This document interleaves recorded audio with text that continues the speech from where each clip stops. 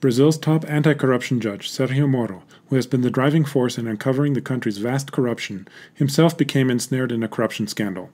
Last week, Tacla Duran, who is a lawyer for the Brazilian construction company Odebrecht, testified that his defense attorney, who happens to belong to the same law firm as Judge Moro's wife, offered him a reduced sentence in exchange for $2 million. This testimony calls into question just how clean is Judge Moro's investigation of corruption in Brazil. Brazil's corruption scandal began in March 2014 when Judge Moro prosecuted money laundering, kickbacks, and bribes at the state oil company Petrobras. Since then, the investigation and the indictments have placed the Brazilian construction company Odebrecht at the center of much of the corruption. Meanwhile, between 100 and 200 politicians, many of them senators, including Eduardo Cunha, the president of the legislature's lower house, are accused of having received millions of dollars in bribes from Odebrecht. Last July, former President Lula da Silva also ended up being accused and convicted as part of this wide-ranging anti-corruption drive. Lula was sentenced to 9.5 years of prison, but remains free while he is appealing the case. In the meantime, he is campaigning for the presidency again, which is scheduled to take place in late 2018. International media have been largely silent about the latest revelations in the Lava Jato case that implicate Sergio Moro. One source that did report on this in English is Brian Mier for the website Brazil Wire. He is originally from Chicago, but has lived in Brazil for 22 years and is an editor at Brazil Wire. He is also the author of the book Voices of the Brazilian Left, which is scheduled to be released on December 15. He's been lionized in the Brazilian and in the northern media for the last 2 years as being this impartial anti-corruption crusader. But what's come out in the last week, there have been reservations about him all along by a lot of people, because it seems like he's targeting one specific political party, the PT party, and he's letting people off from much larger corruption charges who are involved with conservative parties like PSDB. The charges against him right now are that he's set up a scheme of selling sentence reductions to people who plea bargain as part of the Lava Jato investigation, which is looking into corruption in the construction industry and the petroleum industry, and its relationship with political parties, but mainly the PT party. There's a defendant in the case named Tacla Duran, who's a lawyer for Odebrecht Construction Company. Now, he was accused of money laundering, and they immediately got in touch with him to make a plea bargain, because this is the way that they're gathering evidence in the case, by arresting business leaders and then allowing them to plea bargain their way out of jail if they testify mainly against ex-President Lula, Luiz Inácio Lula da Silva. In the case of Tacla Duran, he was charged with money laundering, and then the godfather, the best man of Sergio Moro and his wife's wedding, who's a partner in Sergio Moro's wife's law firm, got in touch with Duran and offered a sentence reduction in exchange for 5 million reais paid under the counter. And this sentence reduction would have eliminated jail time. He would have been under house arrest.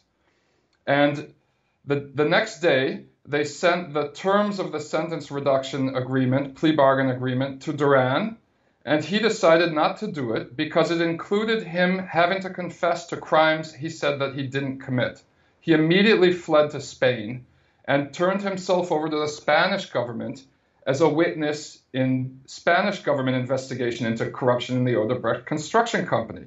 Sergio Moro tried to extradite him, and the Spanish government refused because they said he didn't present any concrete evidence whatsoever.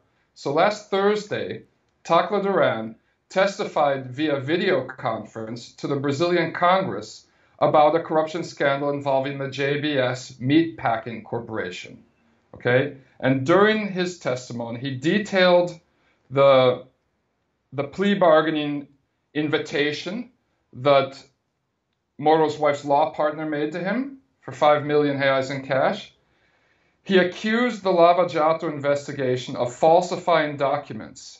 He said that, for example, all of the spreadsheets and financial transaction information used in Lava Jato to implicate Odebrecht are counterfeit, and that he has the originals. And he ended his testimony accusing Lava Jato investigators of creating a plea bargaining industry involving millions of dollars and hundreds of business executives. And this is very suspicious.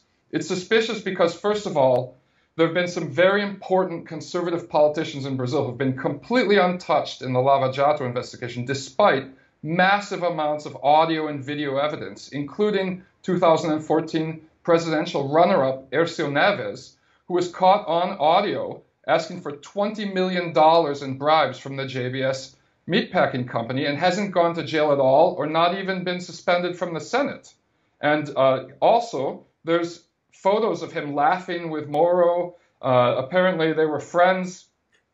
So this is troubling. And it's also troubling when you look at the number of high-ranking corrupt businessmen who've had their sentences drastically reduced in the last few months as part of the Lava Jato investigation, which makes you think this isn't a unique case with Tacla Duran. There's the example of one of the biggest contraband money changers in Brazil, Alberto Youssef. He's a millionaire.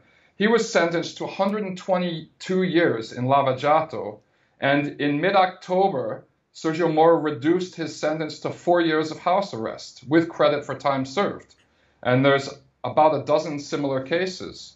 So what this all comes down to is it's just more evidence that affirms what a lot of critics of Lava Jato have been saying for 2 years now, is that it's not an impartial investigation into corruption, as it's been portrayed in the New York Times, in the Washington Post, and the Guardian, and other papers like this. It's actually a kind of political witch hunt designed to destroy Lula's candidacy next year in the presidential elections.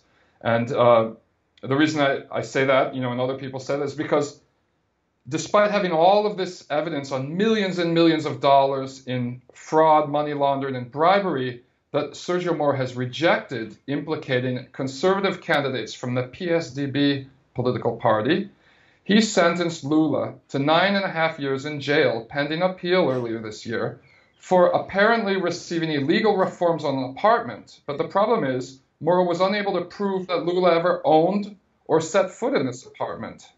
For the last 2 years, he's had carte blanche in all of the media. When he illegally tape-recorded phone conversations between Lula and President Dilma Rousseff at the time and released them to the media, that was a crime that he was never punished for as well. But in the last couple days, since these revelations have come out, it looks like some of the big media outlets are turning on him. Globo, which is the largest media corporation in Latin America, published an article in their newspaper last Friday saying Sergio Moro's mask begins to fall, talking about these corruption allegations against him. So I certainly hope that these accusations of corruption are pursued and that he's taken off of the case, because all evidence points to there being clear conflict of interest because of his wife, her party connections to the PSDB party. She used to be a legal counsel to the vice governor of Paraná State from PSDB party. And the fact that none of the members of that party, who are the biggest people implicated in these corruption scandals, have ever been arrested.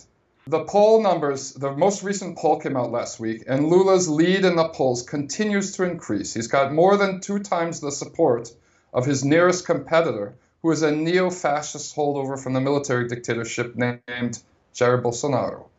The fact that these corruption allegations have come out against his judge and prosecutor, Sergio Moro, seems to bode well for his candidacy next year, except that the day after this scandal broke, Moro announced new charges against Lula, which, like the last charges, don't seem to have any concrete evidence. But the media is trying to block his candidacy, so it's still up in the air. We don't know what's really going to happen yet.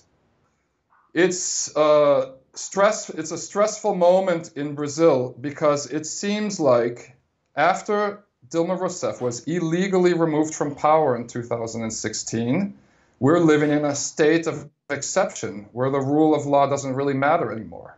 And so I think there's a general feeling that regardless of whether he's guilty or innocent, they'll find some way to prevent him from running.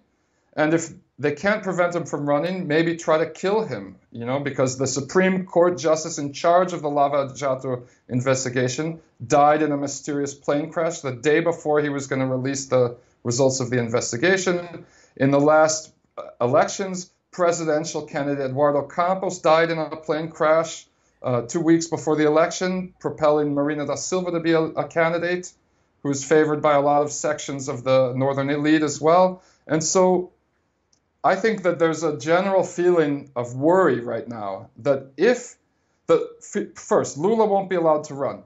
And second, if he's allowed to run, they'll just cancel the elections and change it to parliamentary elections, indirect elections like they had in 1985.